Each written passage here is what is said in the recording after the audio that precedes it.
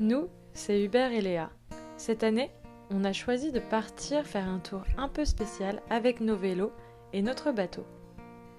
Notre objectif, c'est de partir à la rencontre d'agriculteurs en quête d'autonomie. Notre projet AgriNovant a pour objectif de mettre en avant le savoir-faire paysan.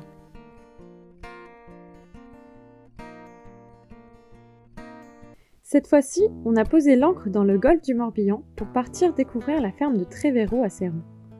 C'est ici que Régis et Benjamin se sont installés en polyculture élevage il y a 1 an. Ils ont repris une ancienne ferme laitière de 75 hectares qu'ils ont complètement transformée.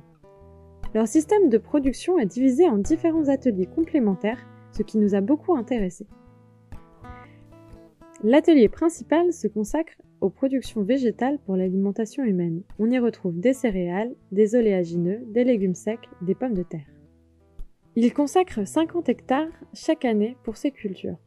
Régis et Benjamin ont aussi décidé de valoriser les sous-produits de leur production grâce à 3 autres ateliers. Le premier, c'est l'engraissement des bovins. Il permet de valoriser les 25 hectares de prairies non utilisées. En effet, 10 hectares ne sont pas cultivables et les 15 hectares restants sont utilisés par les rotations. Selon les parcelles, on cultive durant 5 à 8 ans, puis on fait 3 à 4 ans de prairies sur cette même parcelle. Ça permet de gérer les herbes non désirables et fertiliser le sol. Le second atelier, c'est les poules pondeuses. Elles sont élevées en plein air et elles permettent de valoriser les déchets liés à la production de grains ou à la transformation d'oléagineux. Enfin, le dernier atelier, c'est les cochons en plein air. Ils valorisent ces mêmes déchets ainsi que les pommes de terre et les œufs non commercialisables. Grâce à ces différents ateliers, on constate une circularité au sein de la ferme. C'est le premier pilier de leur système de production. On laisse Régis vous présenter le second. Et la deuxième, c'était de déterminer notre prix de vente. On considère que c'est l'agriculteur qui produit, qui sait son coût de production. Et donc chaque ferme finalement a des coûts de production différents. Et du coup, c'est difficile ces histoires de prix nationaux voire internationaux. Voilà. Donc actuellement, on a un peu de filière longue, un peu de circuit court et un peu de vente directe. En plus, ils ont mis en place, avec d'autres fermes, une épicière et des consommateurs, une épicerie bio nommée l'Escale Paysanne à Malétroit. On y retrouve beaucoup de produits locaux, mais aussi des produits venant d'ailleurs, tels que du chocolat ou du café. On vous a dit que les 2 paysans avaient repris la ferme, mais on ne vous a pas vraiment expliqué comment. En fait, Régis et Benjamin ne sont pas propriétaires de la ferme. Terre de Liens, ça vous parle? Ok, on arrête de spoiler. Et donc une fois qu'on a trouvé la ferme, tout était à vendre ici. Toutes les terres, les bâtiments et la maison d'habitation. Donc ça reprend un très gros capital. Et nous, dès le début, quand on a cherché une ferme, on avait en connaissance du travail de Terre de Liens. Donc Terre de Liens, c'est une association de citoyens pour mettre en commun leur épargne et acheter des fermes et permettre à des jeunes de s'installer en agriculture biologique. Donc après, ils ont créé un outil financier qui s'appelle une fiduciaire, qui collecte cette épargne-là, qui achète les fermes et qui les loue à des agriculteurs en agriculture biologique. Et donc nous, on les a contactés en leur disant voilà, on a sur une ferme, voilà notre projet sur la ferme. Donc, eux ont validé l'achat, c'est-à-dire qu'ils s'engagent à ne jamais revendre la ferme. Ils ont acheté la totalité de la ferme, on est locataire et eux s'engagent en contrepartie à nous la louer jusqu'à la fin de notre carrière. Et ne jamais la vendre pour mettre fin à l'inflation du prix. En effet, l'inflation du prix des terres agricoles est un problème majeur pour l'installation de nouveaux paysans. En France, la SAFER maintient le prix des terres agricoles, mais on constate tout de même une spéculation, d'où l'intérêt de Terre de Liens. La ferme de Trévéraud est donc pleine de surprises. Elle accueille également l'antenne ouest de l'atelier paysan dont on vous a déjà pas mal parlé. Donc nous, on a découvert la ferme en 2017, et 2 mois après, une coopérative qui s'appelle l'Atelier Paysan, qui propose des formations pour les agriculteurs pour être plus autonomes sur tout ce qui est travail du métal, réparation, conception, fabrication d'outils. On a mis une petite annonce comme quoi ils cherchaient une ferme pour installer un centre de formation permanent, un atelier, pour avoir une base dans le Grand Ouest. Et du coup on s'est dit bah c'est super, nous c'est une assez grande ferme, il y a beaucoup de bâtiments, il y a quand même de la surface.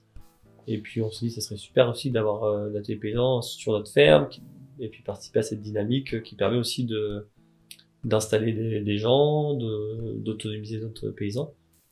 Et donc ils se sont lancés depuis maintenant 6 mois dans la construction d'un bâtiment pour faire un centre de formation permanent sur la ferme de Trévaux.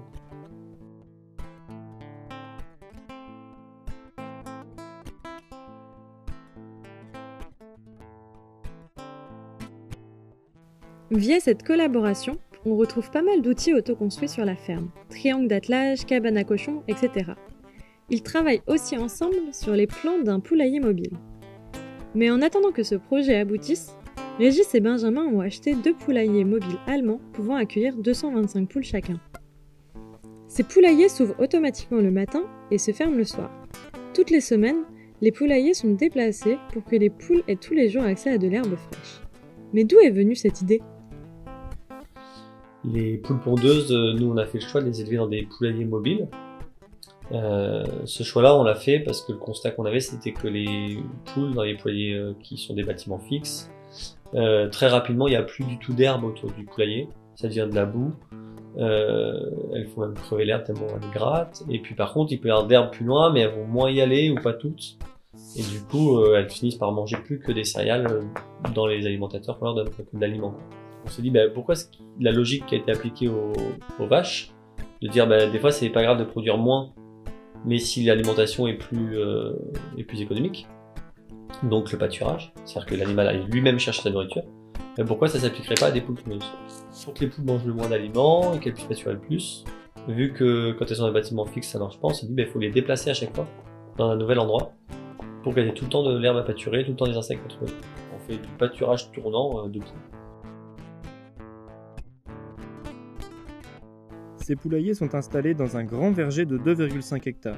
Les poules ont donc chacune 40 mètres carrés, ce qui représente 10 fois la surface du cahier des charges bio, qui est de 4 mètres carrés par poule. Les poules de Trévaux ont donc la belle vie. Mais quel est l'intérêt de mettre des poules dans un verger ? Mais l'idée aussi, c'est d'avoir un bénéfice pour l'élevage des poules des arbres fruitiers. Et un bénéfice pour les arbres fruitiers des poules, c'est que les arbres fruitiers vont faire de l'ombre et protéger les poules des rapaces. Et en plus, les arbres fruitiers vont amener plein d'insectes. Donc ça va rajouter aussi une diversité d'alimentation.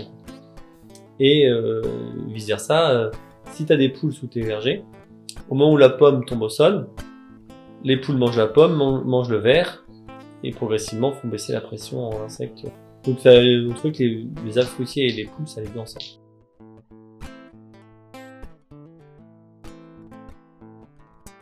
Le dernier atelier est celui des cochons. Voilà sa spécificité. L'idée des cochons, c'est un petit élevage, on a 5 truies, sur un mode d'élevage en plein air. Et donc là, on a des cabanes mobiles pour toutes les étapes de la vie des cochons. Mais toutes ces cabanes-là, c'est des cabanes qui se déplacent. Et même pour les cabanes d'engraissement, c'est les fameuses cabanes de l'atelier paysan. Et là, on peut même déplacer les cochons dans les cabanes. Les cabanes de l'atelier paysan, nous, c'est des cabanes, je crois, pour 8 cochons maximum. Elles font 3 mètres par 2 mètres en surface. Le matériau, c'est quand même 1 000 € par cabane, entre l'acier et le bois. Et encore, les tôles du toit, on les a fait en récupération. Il faut pas non plus imaginer que quand on construit des outils avec l'atelier paysan, c'est toujours nécessairement moins cher. Ça apporte une autre satisfaction aussi d'être autonome, de l'avoir fait soi-même, de le faire comme on a envie, et d'être capable de le réparer. Et puis c'est aussi un lien social, quoi. Voilà une rencontre riche qui nous a beaucoup appris. Une circularité au sein de la ferme est donc possible, et cumulée à l'autoconstruction et à la réparation des outils, ça permet d'avoir un système de production résilient. Pour en savoir plus, n'hésitez pas à aller rencontrer Régis et Benjamin à l'escale paysanne ou au marché de Vannes. Nous voilà repartis à bord de notre voilier pour découvrir de nouvelles alternatives agricoles.